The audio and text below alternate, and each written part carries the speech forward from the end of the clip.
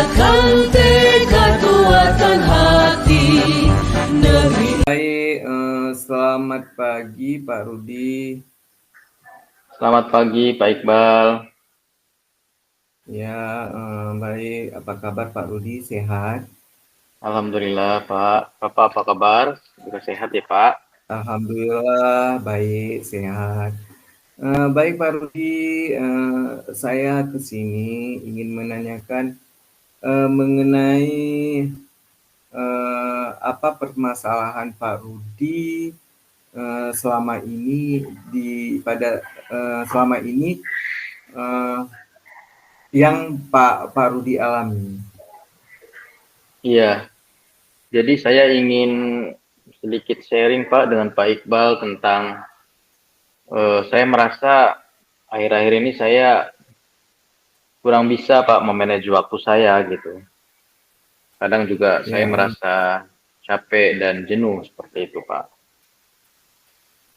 sehingga eh, Pak Rudi tidak bisa mengontrol waktu ya. Betul Pak.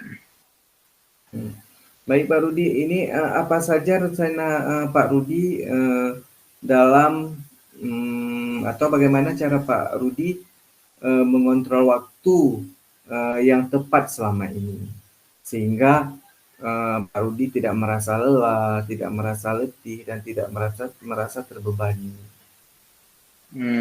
Betul sekali Pak. Kadang saya mungkin perlu melakukan beberapa hal ya Pak. Mungkin terkait rencana Ya, yang Bapak tanyakan, mm-mm. mungkin saya akan membuat list prioritas pekerjaan, juga mungkin Ya, saya akan membagi waktu secara tertulis dan kalau bisa ya, saya membuat pengingat atau alarm seperti itu Pak. ya, sehingga apa selalu diingatkan oleh alarm mengenai rencana Pak Rudi ya. Betul. Hmm. Baik Pak Rudi, di sini apa saja tantangan Pak Rudi dalam mengelola waktu secara efisien? Tantangannya banyak tugas Pak yang harus diselesaikan, sementara kita punya Ya, waktu yang sedikit.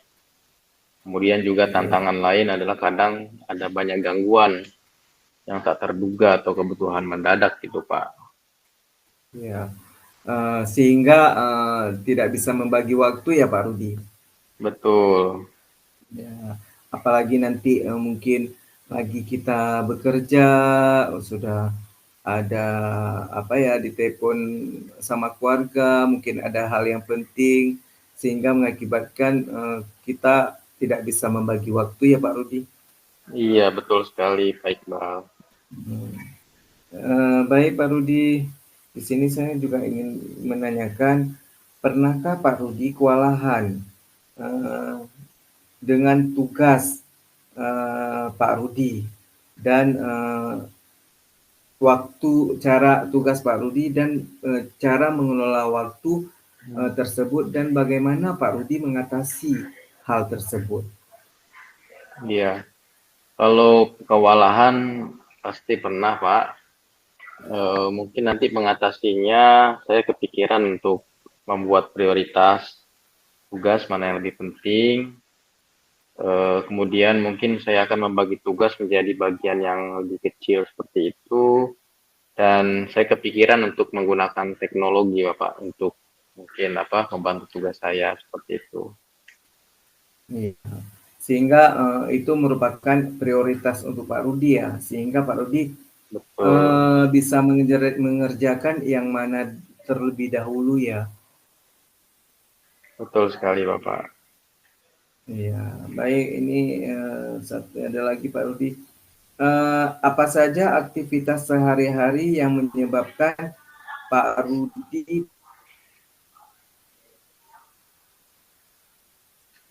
tidak bisa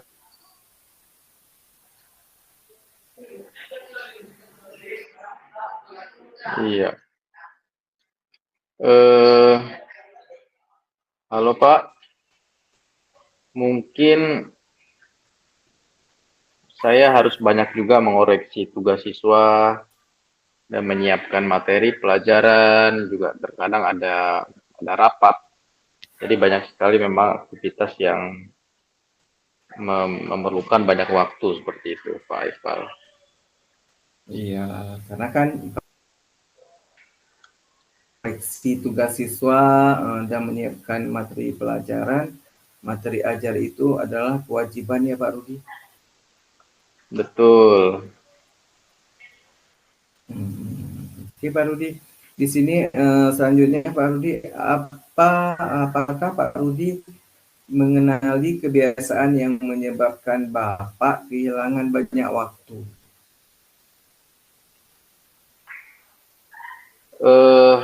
Mungkin saya ada kebiasaan juga Pak yang kurang baik, misalkan saya kadang-kadang menunda kerjaan, juga kadang-kadang mencoba untuk multitasking yang membuat sebenarnya tidak terlalu fokus terhadap beberapa pekerjaan. Mungkin juga kurang disiplin Pak dalam mengerjakan sesuatu atau mengatur waktu seperti itu Pak Iqbal. Oke Pak Rudi. Ya. Iya. Sehingga pekerjaan itu menjadi menumpuk ya Pak Rudi, karena selalu Betul ditunda-tunda ya. sekali. Betul sekali Pak Iqbal. Oke. Nah selanjutnya Pak Rudi, iya, selanjutnya Pak Rudi di sini eh, apa yang menyebabkan Pak Rudi itu di sini eh, banyak waktu yang habis percuma secara tidak efisien seperti itu? Atau Iya, apa yang dapat Pak Rudi lakukan supaya eh, tugas tersebut terlaksana secara efisien? ya. Mungkin saya harus membuat list-list pekerjaan dulu Pak ya. Mana yang penting, mana yang kurang penting, mana yang bisa dikerjakan nanti atau mana yang harus dikerjakan sekarang. Kemudian saya juga harus mungkin membuat evaluasi Pak ya dan merefleksi agar Ya, tugas-tugas itu bisa dikerjakan dengan semaksimal mungkin. Mungkin seperti itu Pak Iqbal. ya, karena di refleksi itu kita bisa melihat atau mengevaluasi diri sendiri ya Pak Rudi. Betul sekali.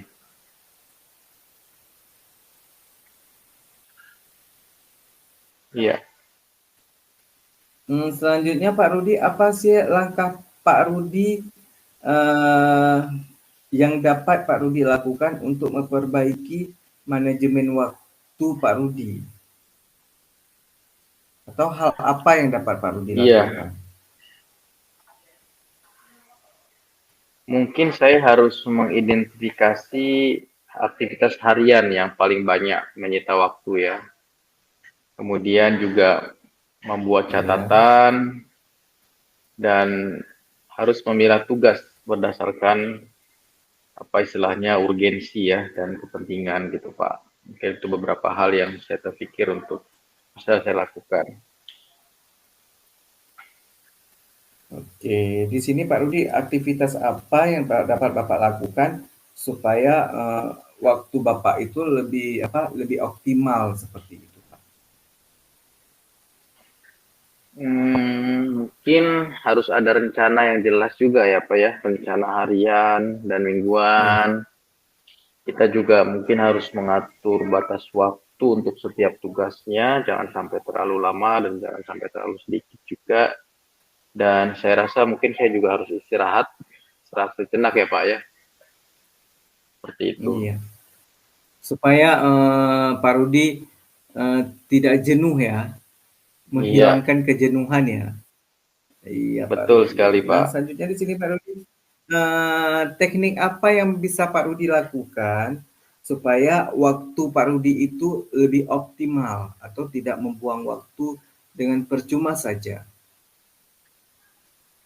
Mungkin saya harus menggunakan alat bantu Pak ya, seperti timer ataupun catatan dan saya harus juga mampu memilah prioritas tugas itu juga dan seperti yang saya bilang, mungkin refreshing juga diperlukan ya Pak, dalam hal mengoptimalkan pengelolaan waktu saya seperti itu. Baik Pak, ini ya Pak, saya juga ingin menanyakan apa komitmen Bapak, langkah apa yang Bapak lakukan supaya Bapak dapat menjaga waktu dengan efisien, komitmen apa yang Bapak lakukan supaya Bapak bisa menjaga waktu dengan efisien dan tepat seperti itu, Pak. Iya, harus menjaga keseimbangan antara waktu bekerja dan waktu istirahat. Kemudian komitmen saya harus tetap saya jaga, kesadaran saya juga harus saya tingkatkan, dan saya harus sering juga mengevaluasi diri saya seperti itu Pak, saya rasa. Oke, dengan menjaga keseimbangan, mungkin kita lebih rileks ya, bisa memposisikan diri ya Pak Rudi. Betul sekali. Sehingga kita kesadaran kita itu lebih tinggi bagaimana cara mengatur manajemen waktu sehari-hari. Seperti itu ya Pak Rudi. Iya, betul. Saya rasa seperti itu Pak. Selanjutnya, kira-kira menurut Pak Rudi, teknik apa yang dapat Pak Rudi lakukan dalam mengatur manajemen waktu tersebut sehingga berjalan secara efisien?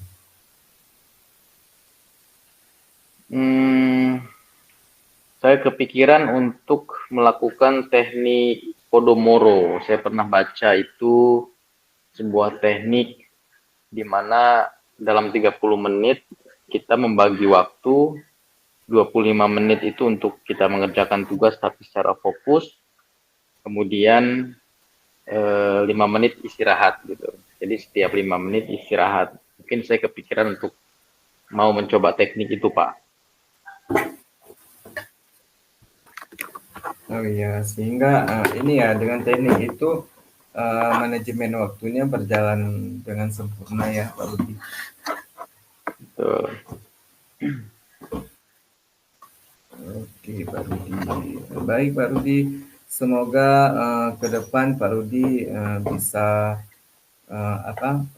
mengontrol waktu yang tepat ya, atau bisa mengontrol manajemen waktunya ya.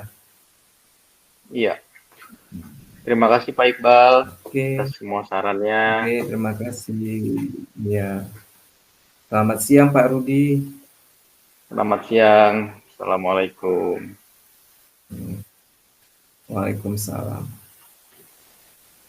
Halo, Assalamualaikum Pak Iqbal. Waalaikumsalam. Sehat Bapak? Alhamdulillah. Ya. Gimana Baik Pak Rudi, Pak Iqbal, sehat? alhamdulillah saya sehat. Senang sekali bisa bertemu Pak Iqbal dalam sesi coaching kita hari ini. Ya. Untuk kita nggak banyak nih Pak Iqbal, kita mau ngobrol-ngobrol ya terkait permasalahan yang ada di Pak Iqbal seperti itu. Apa yang Pak Iqbal ingin capai nih dari sesi coaching kita kali ini? Mungkin bisa ceritakan dulu Pak, apa permasalahannya? Baik, permasalahan yang saya hadapi sehari-hari ya, itu mengenai sampah yang bertumpuk di dalam laci meja siswa. Baik, berarti tentang persoalan menjaga kebersihan kelas ya Pak Iqbal ya? Ya, Nah, dalam sesi coaching ini apa nih yang Pak Iqbal ingin dapatkan nih dari sesi coaching kita kali ini, kira-kira apa? Yang saya dapat sebenarnya Pak Yudi nggak ada sih. ini dari rekam ya.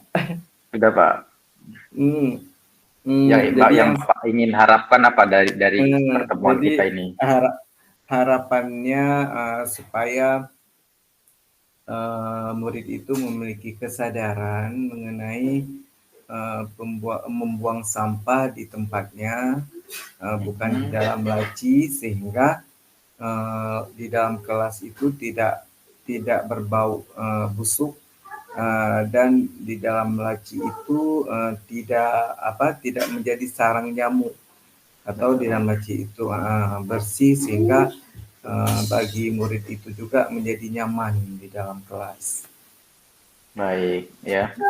Berarti Bapak Iqbal ingin agar murid-muridnya itu lebih menjaga kebersihan, ya seperti itu ya Pak Iqbal ya. Iya, Supaya menjaga kelasnya kebersihan lebih kelas. nyaman, lebih bersih, seperti itu. Nah, kalau menurut Pak Iqbal sendiri, apa sih penyebab utamanya mereka itu tidak mau menjaga kebersihan, Pak? Penyebabnya kenapa mereka tidak mau menjaga kebersihan, mungkin kebiasaan dan kesadaran mereka yang kurang, sehingga mereka belum tahu mengenai efek atau efek buruk dari membuang sampah atau menyimpan sampah di dalam laci dan di dalam laci mereka, sehingga mereka tidak tahu efek bagi kesehatan mereka, atau kesadaran mereka itu masih kurang. Berarti siswa-siswa Pak Iqbal itu kesadarannya masih kurang begitu ya Pak Iqbal ya? Masih sangat kurang. Baik. Kalau Pak Iqbal mengingatkan mereka itu, apa sih respon mereka ketika ada guru atau Pak Iqbal mengingatkan mereka harus membuang sampah di tempat sampah seperti itu? Seperti apa respon mereka, Pak? Respon mereka sangat ini ya, mereka responnya sangat sangat pasif, sehingga kita perlu pendekatan lagi sama mereka supaya mereka lebih aktif untuk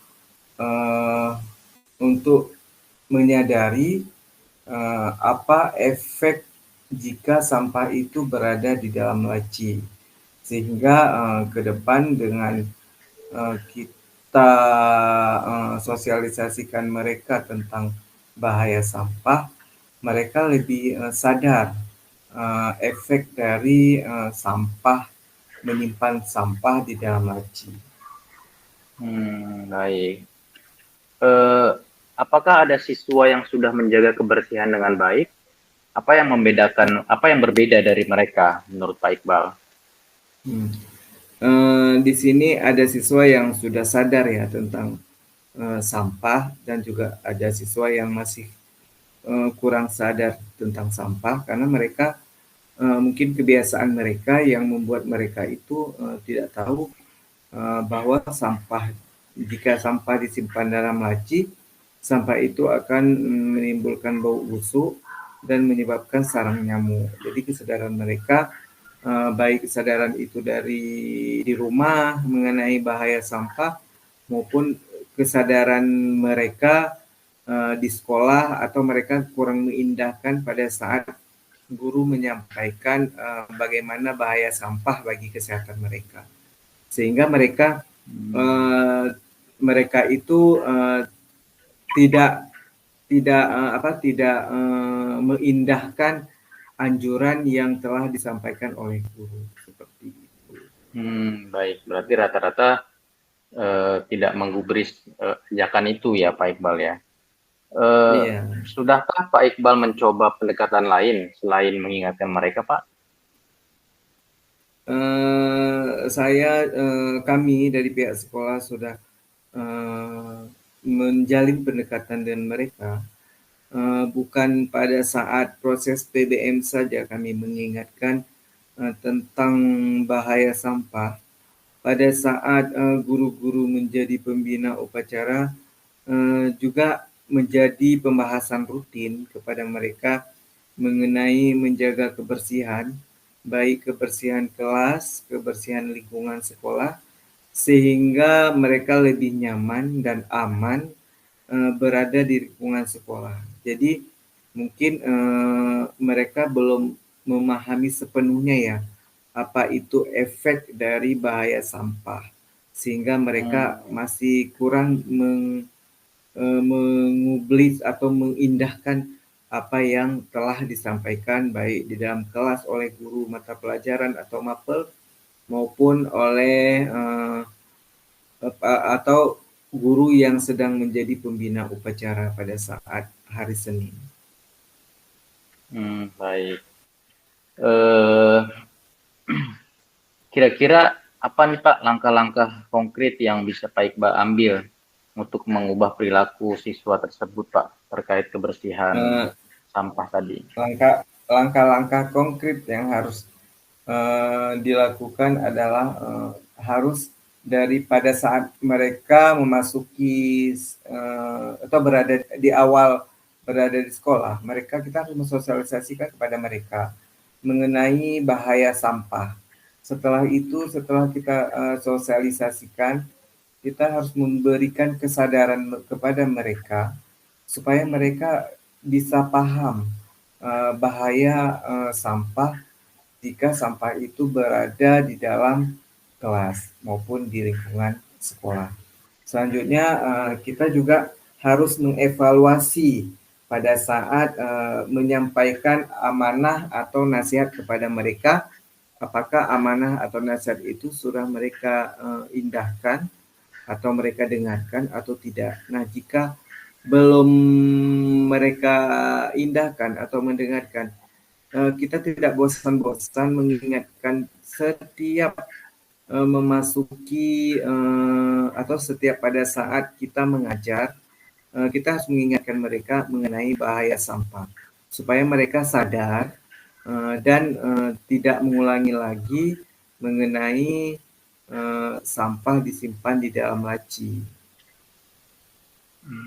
Baik. Tadi Pak Iqbal sudah menjelaskan ada rencana aksinya seperti itu ya Pak Iqbal ya.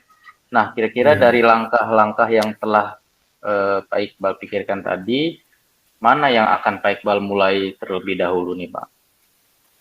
Ini mungkin langkah yang akan saya mulai adalah mensosialisasikan dulu kepada murid, karena ini adalah hal yang sangat penting ya, mensosialisasikan, karena mensosialisasikan itu adalah awal untuk mencapai keberhasilan. Nah, setelah kita sosialisasikan, baru kita laksanakan bagaimana efek dari sampah tersebut jika sampah itu berada di dalam laci. Selanjutnya setelah kita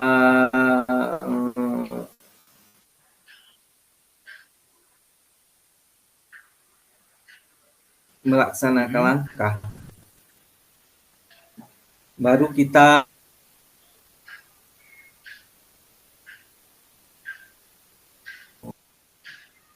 sudah menjalankan peraturan itu atau tidak. Nah,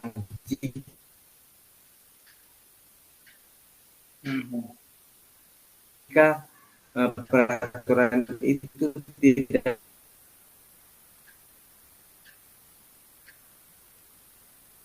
dijalankan, kita perketatkan lagi. Iya. Kira-kira kapan Pak akan memulai program-program tersebut? Ini program ini akan kita mulai setiap hari pada saat awal pembelajaran atau jam 1-2. Kita mulai untuk setiap guru memeriksa apakah sampah itu masih ada di dalam laci.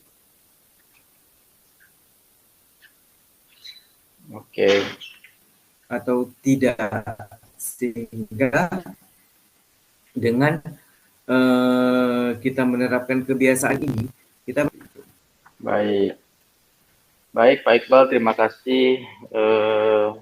Mudah-mudahan dari coaching ini kita bisa mendapatkan solusi bersama ya Pak Iqbal ya. Tadi saya sudah mendengar adanya beberapa langkah yang bisa dipraktekkan. Semoga siswa Pak Iqbal nanti bisa menjaga kebersihan dengan baik seperti itu insya Allah. Terima kasih Ya, Pak. amin. Ya. Ya, terima kasih.